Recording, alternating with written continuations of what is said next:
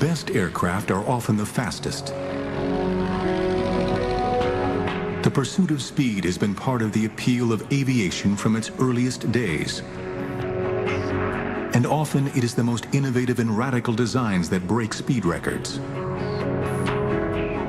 The Lockheed Blackbird uses new metals that came out of the space race and flies at over 3 times the speed of sound.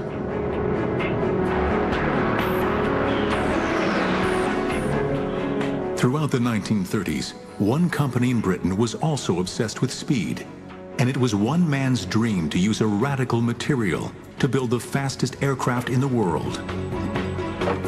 The material was wood, and his name was Geoffrey de Havilland. He was so very determined. Anything he wanted to do, he got on with it and did it. A real leader of people, not by driving them, but leading them from the front. As early as the 1930s, de Havilland knew that lightweight wooden aircraft were the key to greater speeds. In 1934, his twin-engine Comet won the London to Melbourne, Australia air race. With speeds of over 200 miles per hour, the aircraft flew halfway around the world in just 77 hours. A ship would take 4 weeks. From his experience building the Comet, de Havilland visualized building a super-fast, high-precision bomber. De Havilland was convinced that with the rise of the German Luftwaffe in the mid-1930s and the terror they inflicted during the Spanish Civil War, Britain would soon need all the heavy-duty air power it could produce.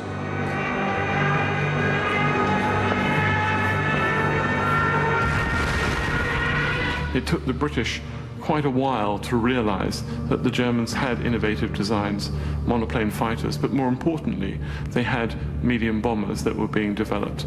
And they had, in effect, tested them in the Spanish Civil War from 1936 onwards. It's a huge wake-up call.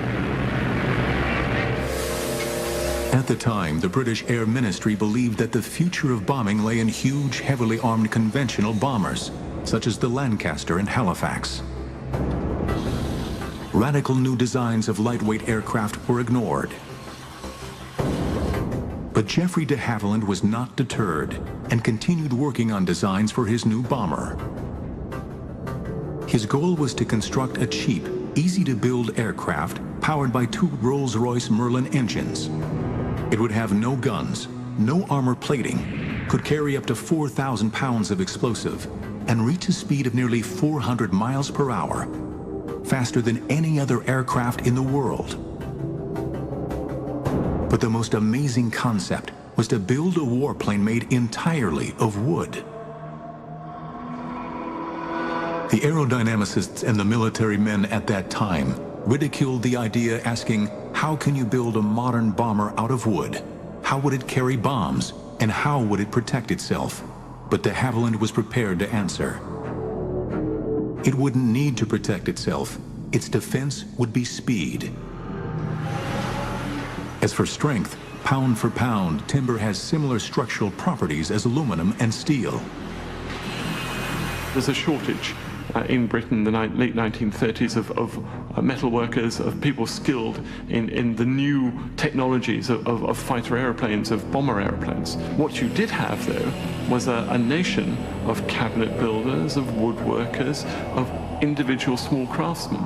But more importantly, you can actually mobilize all of these people to build it, and you can make it, in effect, a cottage industry. September 1939. With war breaking out in Europe, de Havilland is at last given the green light to build a prototype aircraft. Immediately, the de Havilland design team goes into overdrive. Led by Ronald Bishop, they move into a 17th century manor house called Salisbury Hall. This remote house was chosen to keep the new aircraft away from prying enemy eyes. By October 1939, work begins by building a mock-up aircraft in the manor's enormous kitchen. A hangar disguised as a barn is constructed at the western side of the moat. We were working often periods of time, 6.5 days a week, and at some periods from 7 o'clock in the morning till 7 o'clock at night. but they are racing against the clock. In the spring of 1940, Germany conquers France, and the British Army is swept off the beaches of Dunkirk. The Germans are poised for an invasion of Britain. Every effort is focused on holding off the Germans, and de Havilland's wonder plane seems destined to never leave the drawing board. Air Marshal Sir Wilfrid Freeman was the only member of RAF High Command to support the Mosquito. As a result, the project was initially known as Freeman's Folly. Modern marvels will return in a moment.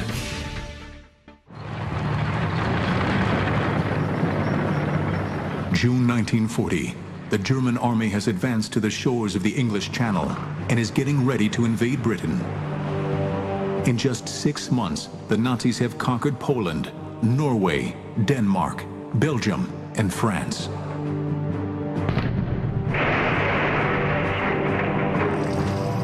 Britain is the only country left to face the onslaught of Nazi Germany.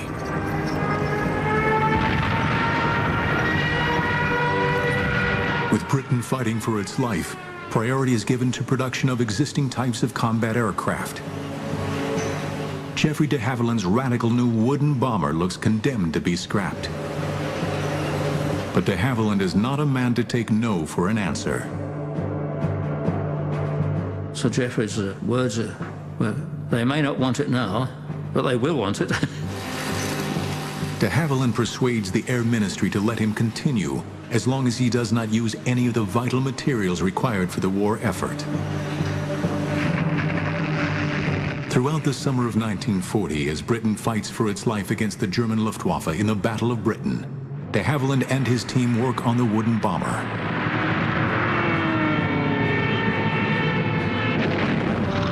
Finally, in December 1940, the aircraft is ready to be shown to the men from the ministry. It is called the Mosquito. De Havilland has done the impossible. Using scraps from the British military machine, he created the fastest aircraft in the world. We knew it would fly. We were absolutely confident it would.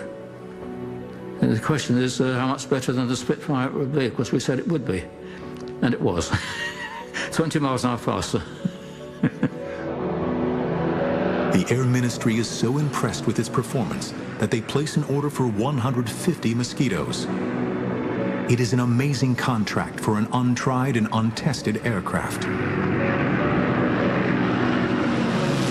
It's almost an impossible task. It's a wonderful thing to change from, they don't want it, and so give us more and more.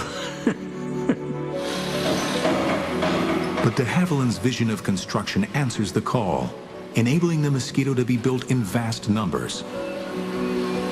A plan that is as simple in practice as it is visionary in conception. The aircraft would be built like a model plane, with wood, plywood, glue, and screws. Over 400 companies around Britain with wood craftsmen would make the various sections. The fuselage would be built in 2 halves before being bonded together. The wing would be assembled in one piece and then transported to the main factory for the final assembly. In all, over 6 tons of wood and nearly 50,000 brass screws are used in each aircraft. At 40 feet long, with a wingspan of 54 feet, a legend is born. With a speed of 400 miles per hour, faster than any aircraft in the world, the Mosquito is ready to do battle. The RAF views this plane as too valuable to let just anybody fly it. Only the most experienced crews are selected. But for many of these men, the Mosquito, powered by its 2 mighty Merlin engines, is unlike anything they had ever flown before. The purr of a Merlin is something to experience. It really is. And then we taxied out and took off. There you were. You suddenly look at the altimeter. The 1 minute you were down at 1,000 feet. Next minute you're up at 30,000. She would climb at 2,500 feet a minute, and that was really going some. You had to get into a jet to fly anything faster than that. If you started to mishandle her, pushing and pulling, in no time at all you would over-control, and she would be like a mosquito. She would sting you. In July 1941, the first mosquitoes to go into service are delivered as photo reconnaissance units. It has taken just 22 months from the first drawings to delivery. Unarmed, bristling with up to 5 cameras, these aircraft are soon sweeping all over Europe, evading anti-aircraft guns and German fighters. The Germans have nowhere to hide. Nothing is safe from the mosquito's prying eyes. Photo reconnaissance was vital. We're talking the days before satellites, the days when human intelligence on the ground was limited. It was difficult to get back good information. Before every single bomber command raid over enemy targets, they had to take pictures of the targets, and in fact had to report the weather as well. So the Mosquito was an ideal aeroplane for that. In fact, you could say probably it was the best aircraft for this. But it is as a bomber that the Mosquito comes into its own. During the early part of World War II, bombing was a case of hit or miss. Aircraft flying at 16,000 feet would drop their bombs in huge numbers, relying on luck, weather, and flying skill to hit their targets. But in 1942, the Mosquito bomber version changes all that. Relying solely on speed and height to outrun the enemy fighters, Mosquitoes can drop their bombs with pinpoint accuracy. Soon, Mosquitoes with their payload of 4,000 pounds are an integral part of bombing missions. But the Mosquito is even more deadly once the pilots perfect the art of fast, low-level daylight raids. We had to be under 50 feet to be under the radar. That's the whole point of low-level operations, so that the Germans don't know you're coming. And then, of course, you had to go low over the target as possible, so that you took them hopefully by surprise. Some daylight raids were flown at such low altitudes that Mosquitoes would often come back with strange souvenirs from their mission. Many of Aussie pilots come back with telephone wires draped round his tail wheel. I know I've come back with branches of trees that weren't planted in England.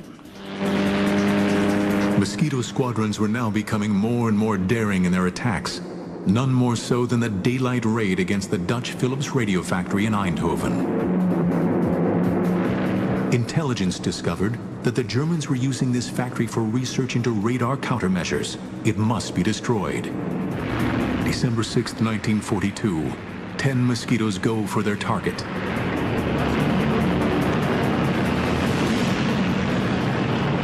We went low level down the Scheldt estuary into Holland. And then just then we were approaching a place I think called Turnhout.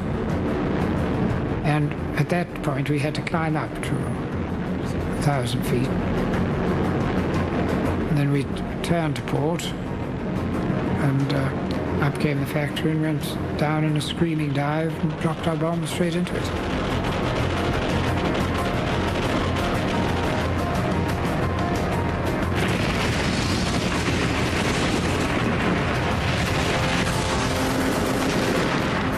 Racing for home, the Mosquitoes are caught in German anti-aircraft fire, or flak. Over the North Sea, disaster strikes. The chap who decided to follow me, because he was on his first trip and he thought he'd follow an experienced pilot, and I'm afraid he caught a bit of flack because my cameraman suddenly called out, looking backwards, God, he'd gone into the sea. I turned round and went back to see. And there was no dinghy or anything, just a cauldron of boiling water. Just 6 weeks later, on January 30th, 1943, the Mosquitoes go on another audacious raid on the 10th anniversary of Hitler's coming to power. Intelligence learns that there is to be a major Nazi rally in Berlin, led by Reich propaganda minister Joseph Goebbels and Reich Marshal Hermann Goering. It will be broadcast on German radio. The opportunity is too good to miss. The goal is not to hit the rally, but to create chaos and interrupt the broadcast. 3 Mosquitoes hit Berlin at 11 a.m., interrupting Goering's broadcast. At 4 p.m., a second group hits, interrupting Goebbels. For the Allies, it is a major propaganda success. The Mosquito delivered to the Allies, particularly to the British, propaganda coups right the way through its service history, and all done by a small wooden aeroplane that the Germans had written off in their propaganda as being some sort of antique. Leader Goering is heard to say, "It makes me furious when I see the Mosquito. I turn green and yellow with envy.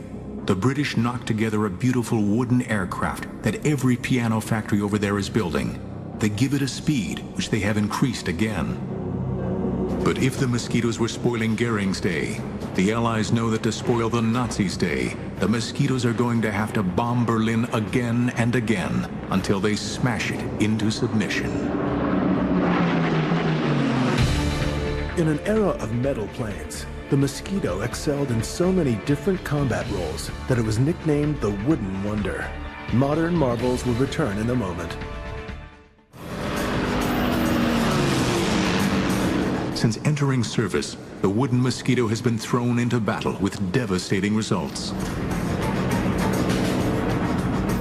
Whatever role it is asked to do, the Mosquito answers the challenge, always ready to take the fight to Hitler's doorstep.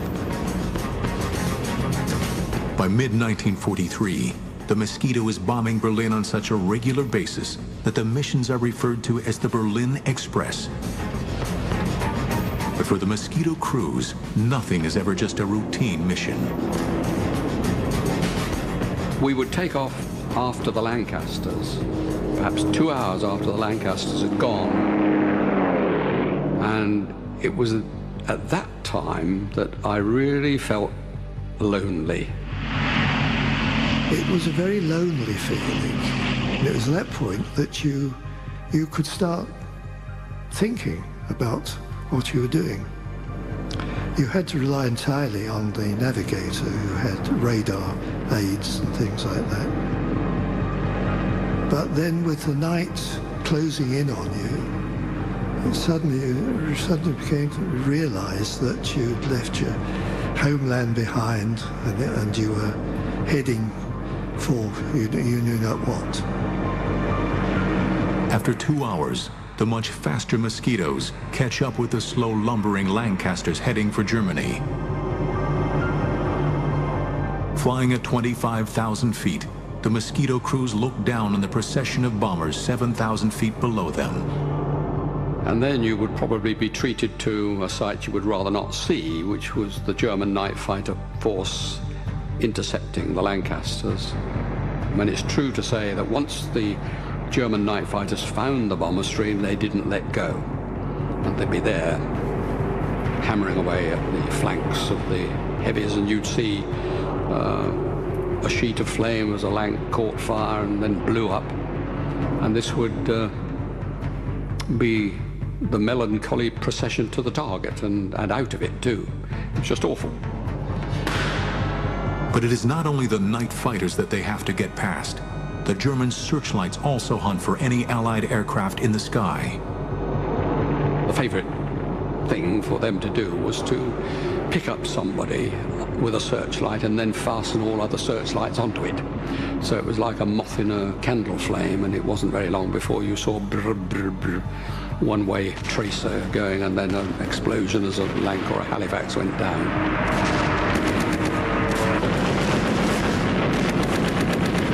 Suddenly, the most frightful glare suddenly hit the cockpit, and this blinding light, and I realized what it was, but at the same time, this bloody tracer came shooting past. So I just dived and twisted, and I got out of it. You could twist and turn if you wanted to, but generally speaking, they would hold you as you twisted and turned, follow you. The way to get out was to dive, so you could do a screaming dive and quickly fly away. Eventually, the Mosquitoes and Lancasters reach their target. Having dropped their bombs and taken photos, they then have to fly back through the searchlights before they reach Britain. For the crews that make it back, the RAF finds a way of protecting them from the horrors of war. People came back shot up, and one thing I did notice about the bomber airfields, of course, no one was ever sick. You never saw an injured man around the place. If people arrived wounded, he'd be quickly spirited away. Everybody next day was there, booted and spurred and smiling. Nobody was dead, or if they were dead, they weren't there anyway. One squadron flew nearly 200 missions within a year, and Mosquitoes bombed Berlin 220 nights in a row. By early 1943, a bigger, badder version of the Mosquito comes into service, the fighter and night fighter Mosquito. Now armed with 4 .303 caliber machine guns, it can lay down a devastating storm of shells. During early trials, it was found that the flash of the guns was so intense that it momentarily blinded the crews. Modifications were made, and because of the grouping of the guns in the nose, Mosquito pilots now have a terrific concentration of massive firepower. Soon these first night fighters are in action, and with their new radar guidance systems are wreaking havoc on German bombers. The timing couldn't be better. In June 1944, a new devastating weapon hits Britain. After D-Day, as Allies were fighting to gain a foothold in Europe, Hitler unleashes his new terror weapon, the V-1 flying bomb.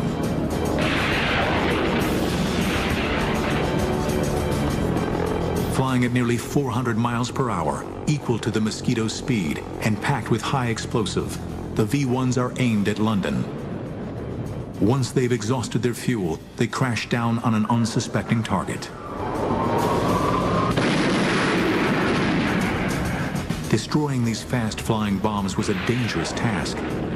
Quickly, Mosquito pilots devise ways to take these terror weapons out of the sky. They would try and get some height and then swoop down on it and shoot it with cannon. But obliterating a terror weapon could be life-threatening in more ways than one, as one pilot found out. And he squirted at it with his cannon, but he was a bit too close and it flew to bits. And a bit of it came in through the front and pierced the dinghy that he was sitting on. It inflated in the cockpit, so up he came off his seat and up towards the roof. But he was very fortunate. He always carried a dagger down his boot. I don't know if he wanted to fight his way out of Germany, perhaps. He produced the dagger, stabbed the dinghy, and down it went, and he got home. When I heard the story, I was absolutely terrified, and I always carried a knife down my own boot after that, just in case. While the fighters were attacking the V-1s in the air, their photo recon brothers are scouring France and Belgium, hunting down their launch sites. As we got near the target, of course, the navigator would alert you to your position. Put your nose down onto towards the ramp of the pillbox, and the pilot would release the bombs. We did, I think, over 3,000 sorties against them, and in the end, Hitler only launched 5,000 of them. And it was an ideal target for the Mosquito. The Mosquito was made for V-1 sites. After just 9 weeks, the Mosquitoes have destroyed over 650 of these terror weapons.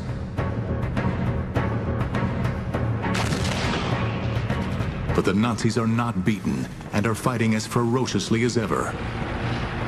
Once again, the Mosquito will go into harm's way on one of the most daring and ingenious raids of World War II.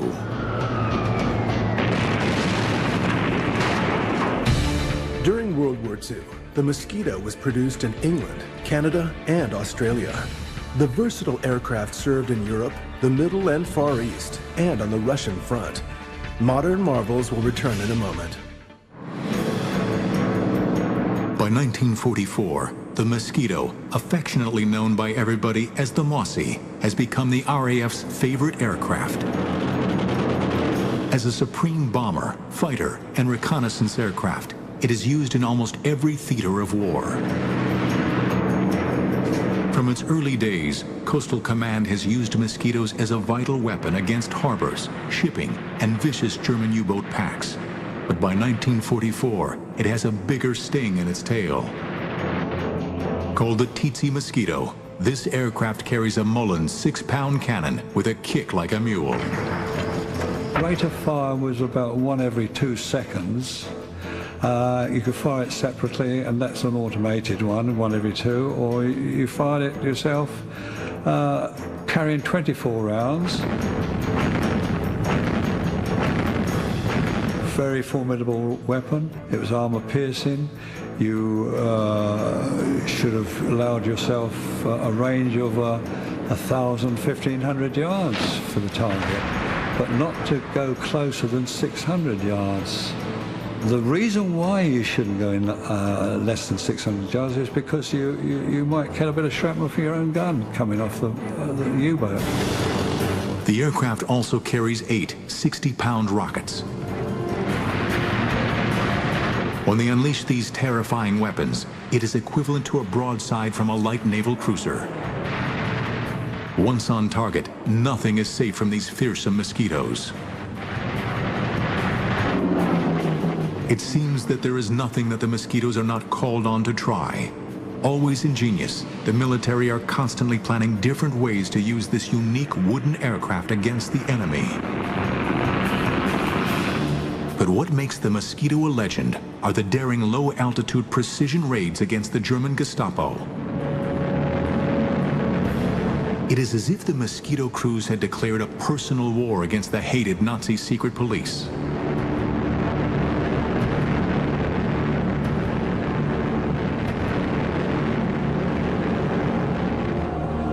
Since the early 1940s, the French resistance network has been a major thorn in the side of the German occupation. Its aim was to sabotage the Nazi war effort. By 1944, hundreds of these resistance fighters are imprisoned at the notorious Amiens prison in northern France. Word reaches the Allies that on February 19th, 200 French men and women would be executed. An ingenious plan is hatched. Mosquitoes will bomb the walls surrounding the prison so that the resistance fighters can escape. It is called Operation Jericho. The main prison layout is in the shape of a crucifix and surrounded by a 20-foot-high, 3-feet-thick wall topped with broken glass.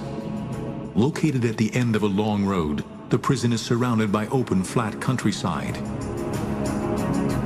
The timing of the raid is essential to its success.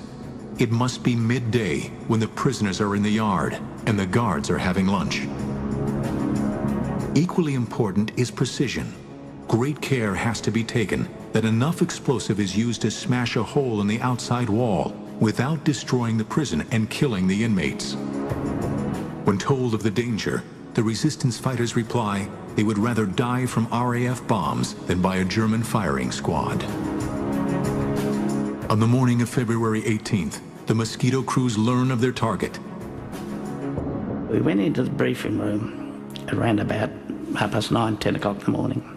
And on the table was a mock-up model of the Amiens prison.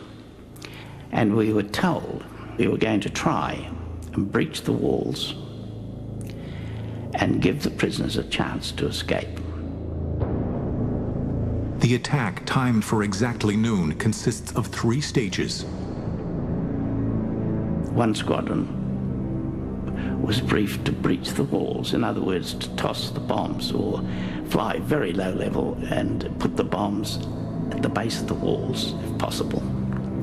The second squadron were to come in at 12:02, when the guards had gone to lunch, and bomb the dining hall, mess hall, anything they could lay their hands on to keep the guards under control. In case of the 1st Squadron not breaching the walls completely, or the 2nd Squadron not doing the guards' quarters, etc., then the 3rd Squadron would bomb the whole prison. As the crews wait for takeoff, it looks as if the raid might be called off. The weather has closed in, and all aircraft are grounded. It was very, very bad weather, low cloud and sort of spitting snow, do you know what I mean? Very low cloud. And we didn't think it would go on. What the Mosquito crews do not know is that the French resistance have sent a coded message: strike now or never, execution's imminent.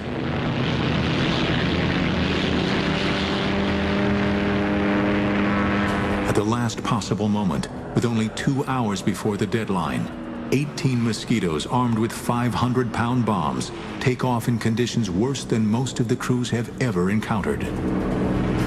We climbed through the cloud, and above the cloud we just joined up and went back down onto the sea level across to France. Flying in 2 groups and at almost 0 feet, they sweep across the English Channel. Amazingly, as they approach the French coast, the weather improves. It seems that luck is on their side. When we got to France, it was covered in snow, of course, but it was clear. And we flew around and we picked up the road from Amiens to Albert. Long, straight road.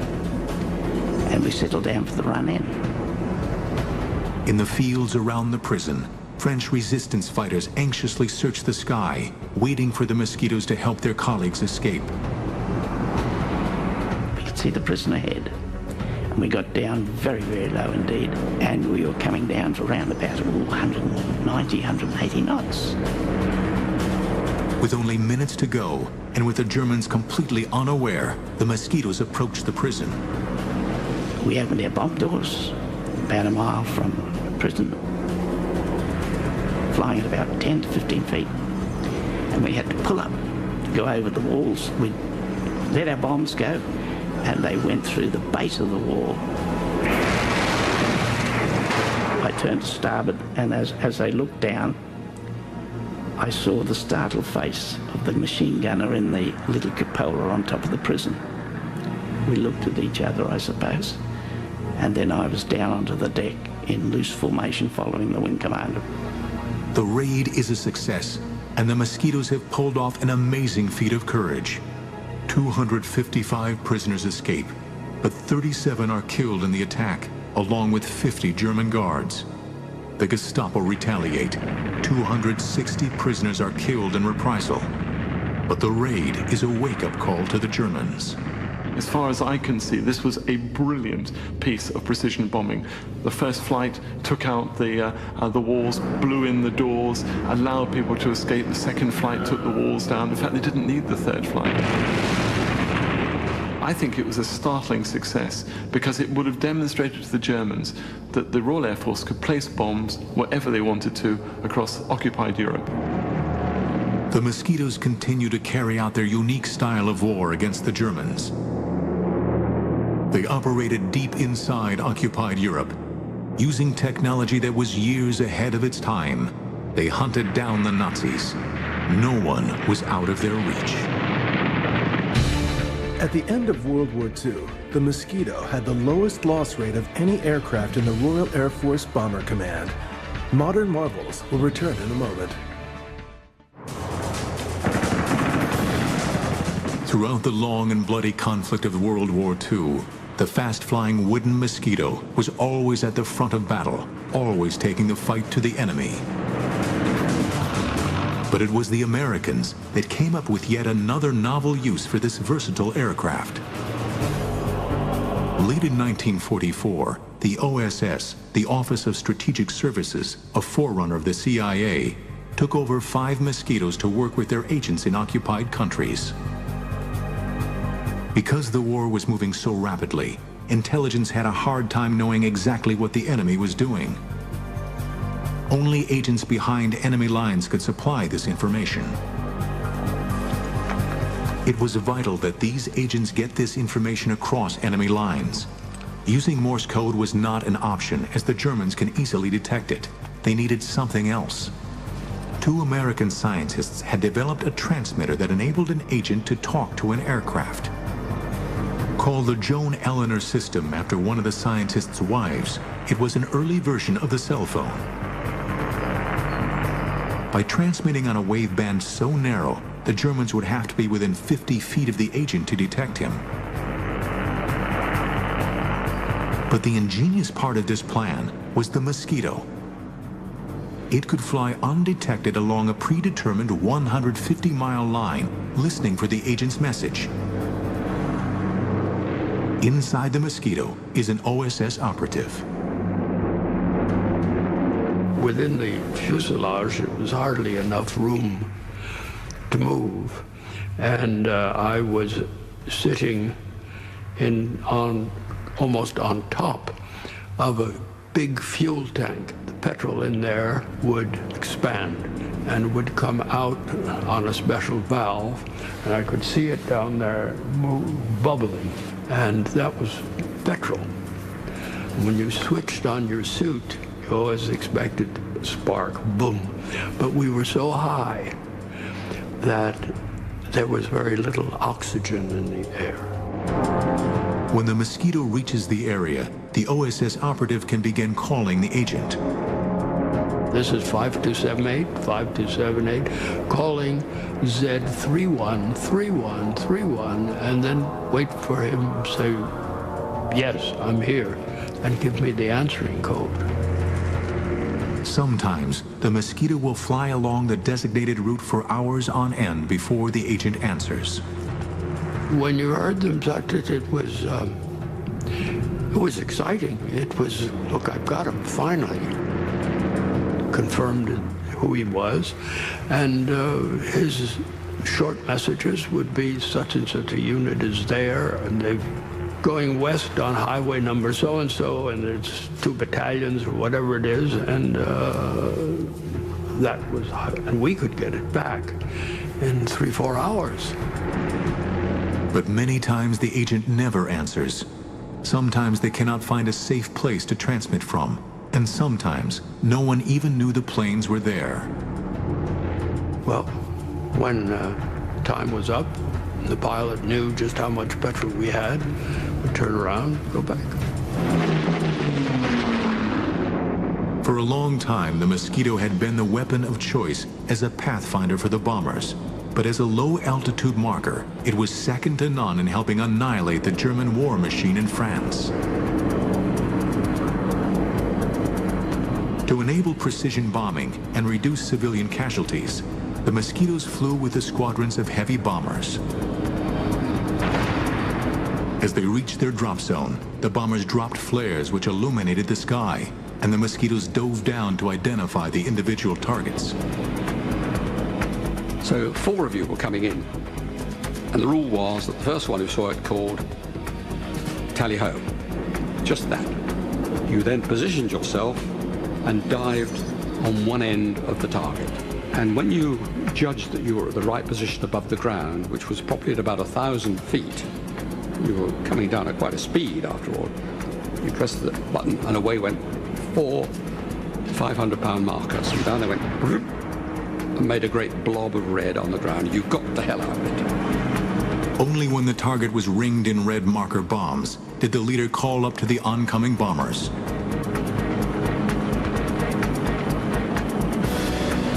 But one of the most demanding roles the Mosquito took on was to cut off enemy supplies.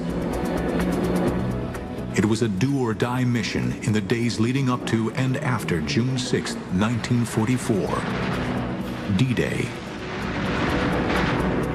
As Allied troops fought a bloody battle to gain a foothold in France, the Mosquitoes hunt independently, seeking out enemy supply lines.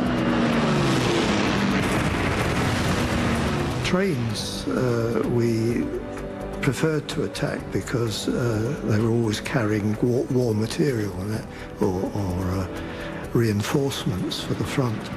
Sometimes you could attack a train going into a tunnel, and you'd get the other end of the tunnel and wait for it and shoot it up as it came out. It was fun, really, shooting up trains. During the month of June, Bomber Command flew over 15,000 raids in support of the Allied invasion forces. And by the end of 1944, they had helped drive the Germans back into their own country. Finally, on May 2nd, 1945, 2 days after Hitler's suicide in Berlin, 126 Mosquitoes took part in the last raid of the war in Europe. Their target, the German port of Kiel. Within 2 hours, the city was reduced to rubble, a grim legacy to the destructive power of the wooden wonder. The aircraft that was initially greeted with scorn proved to be no joke. It was one of the most feared and lethal killers of World War II. Over 7,700 were built, and over 40 different versions had served in all theaters of World War II. To the men who had flown it, the Mosquito was second to none. It was a love affair, and I thought, well, when I finished flying, that was it. I never flew another aircraft again after the Mosquito. Never. It's wrong, really, to say it was a legend, because the legend suggests it wasn't real. I mean, the Mosquito was certainly reality. But it was a lovely aircraft, beautiful aircraft to look at, marvellous aircraft to fly. Well, in many cases saved my life, but I mean, I think the Wooden Wonder, it's been used before, but I think the Wooden Wonder really sums it up. It was.